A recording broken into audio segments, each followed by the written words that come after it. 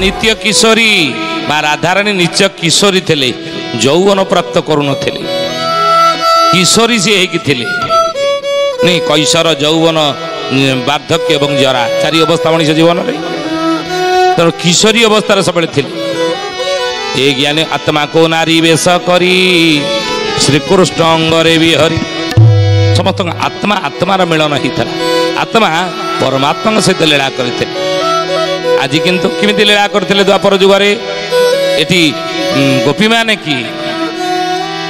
की उच्युतानंद रासरे लिखिले सर्वु गोपी माने मेल होइले सबु गोपी माने मेल होइले नित्य राहस एकत्वे रमिले नित्य राहस एकत्वे रमिले पट पुट शिख राधा शरण पट पुट शिख राधा शरण अमर ज्योति पासे शरण अमर ज्योति पासे शरण सुजने एही रस रे रस सुजने एही रस रे रस सुधार सखाई सुधार सखाई सुधार सखाई सुधार सखाई कलमस नाश जे सुधार सखाई सुधार सखाई सुधार सखाई सुधार सखाई कलमस नाश जे ज्ञानी गुणी मंडली अच्युत लिखिले रासरे सबु गोपी एक मेल होइले सबु गोपी माने मेल हेले कौन नित्य राहस एकत्व रमिले नित्य रास एका संगे रास कले भगवान के सहित बटपुट शिख राधा शरण बटपुट से बटपुट अच्युत महापुरुष बट राधा शरण पामर च्युति पशे शरण अच्युत कह से बटपुट प्रभु निकट मु शरण पशुची ये सुजने यही रसरे रस रे कलिजुगर मनीष यही रसरे रास रसरे रस आ सुधा रस खाई कलमस नाश ये सुधा रस पान करी कलमस जन्म जन्मांतर पाप ताप नाश कर दियो बोलिए महापुरुष अच्युतानंद जी की अच्युतानंद महापुरुष रास कौन कहले बोले उठ उठ सखी बहन जीवा उठ उठ सखी बहन जीवा नित्य राहस दर्शन करिबा नित्य राहस दर्शन करिबा ए विजे करी छंती जगत साई विजे करी छंती जगत साई नित्य राहस रे अछंती रही नित्य राहस रे अछंती रही चाल गो सखी बहन जीवा चाल गो सखी बहन जीवा गो सखी बहन जीवा चाल गो सखी बहन जीवा गोपी मान गोजे गोपी मान गोजे गोपी मान गोजे गोपी मान गोजे दर्शन करिबा हे गोपी मान गुजे गोपी मान गुजे गोपी मान गुजे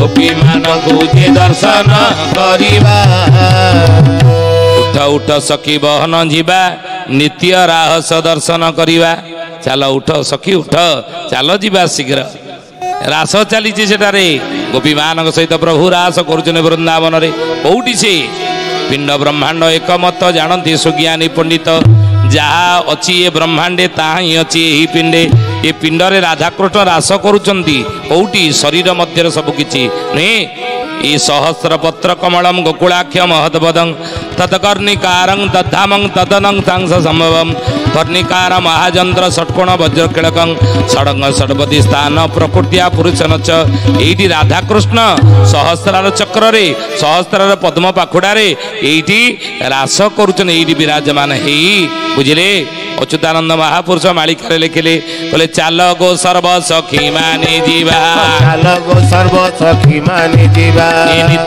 नित्य राहस देखिबा नित्य राहस देखिबा कनक बेदी परे कृष्ण वर कनक बेदी परे कृष्ण वर राधा कन्या होई छंती सेठार राधा कन्या होई छंती सेठार सखिलो रात्र हेउछि शेष सखिलो रात्र हेउछि शेष सखी गो रात्र हेउछि शेष सखिलो रात्र हेउछि शेष विलंब न करी विलंब न करी विलंब न करी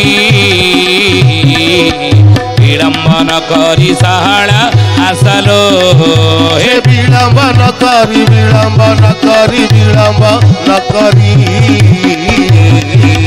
ବିଳମ୍ବନ କରି ସାହାଳ ଆସଲୋ। ଅଚ୍ୟୁତାନନ୍ଦ ମାଳିକାରେ ଲେଖିଲେ ଚାଲ ଗୋ ସର୍ବ ସଖୀ ମାନେ ଯିବା।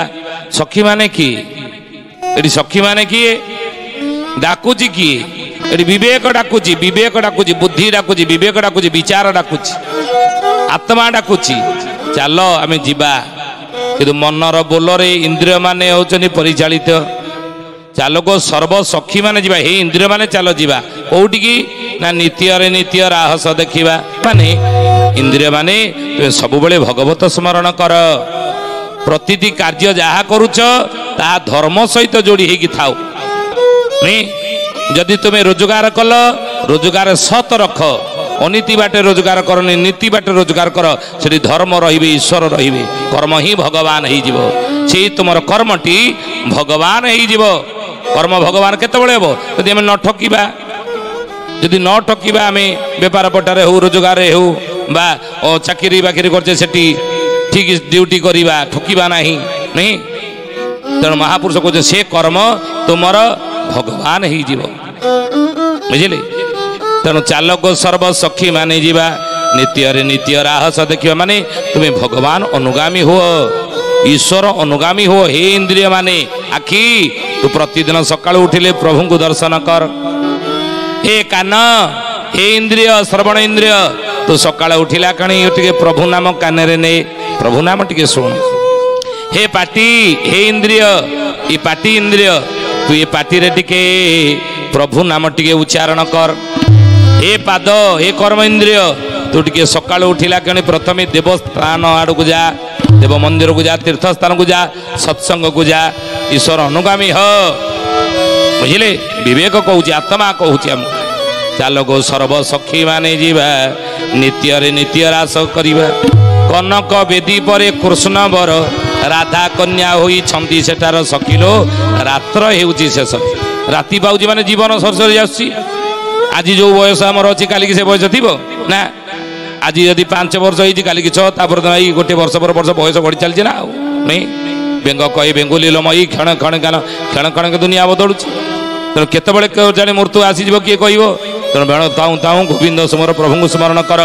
ଏ ଯେଉଁଠାରେ ରାତ୍ର ଦିବସ ନାହିଁ, ଯେଉଁଠାରେ ରାତ୍ର ଦିବସ ନାହିଁ, ନବୀନ ରୂପେ ଛନ୍ତି ଉଦେ ହୋଇ, ନବୀନ ରୂପେ ଛନ୍ତି ଉଦେ ହୋଇ, ଲୀଳା ନିମନ୍ତେ ସେ ଅନନ୍ତ ଖେଳ, ଲୀଳା ନିମନ୍ତେ ସେ ଅନନ୍ତ ଖେଳ। ଅଶେଷ ରୂପ ତୁଳନା ସେଠାର, ଅଶେଷ ରୂପ ତୁଳନା ସେଠାର।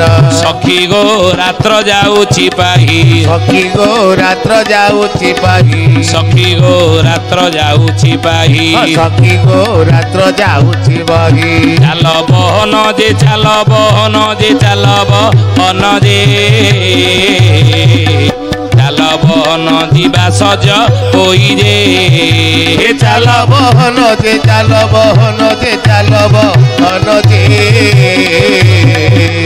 ଚାଲ ବହନ ଯିବା ସଜ ହୋଇ ଯେ। ସୁଧୀଜାନି ଜ୍ଞାନୀ ଗୁଣୀ ମଣ୍ଡଳୀ, ଏଠି ଆତ୍ମା ପରମାତ୍ମାର କଥା ଚାଲିଛି। ଶରୀର ଭିତରେ ହ୍ରାସ ହେଉଛି। ଇନ୍ଦ୍ରିୟ ମାନେ ଈଶ୍ୱର ଅଭିମୁଖୀ ହୁଅ। ସଂସାରରେ ପରିବାର ଥାଅ, ଯେଉଁ କିଛି କାର୍ଯ୍ୟରେ ଥାଅ, କିନ୍ତୁ ସବୁବେଳେ ଈଶ୍ୱର ସ୍ମରଣ କର। ଏ ଇନ୍ଦ୍ରିୟ ମାନେ ତୁମର ଭଗବତ ସ୍ମରଣରେ ସବୁବେଳେ ଭର୍ତ୍ତି ହେଇଥାନ୍ତି। ଏହି ରାସର ଉଦ୍ଦେଶ୍ୟ, ଆଉ ଅଲଗା କିଛି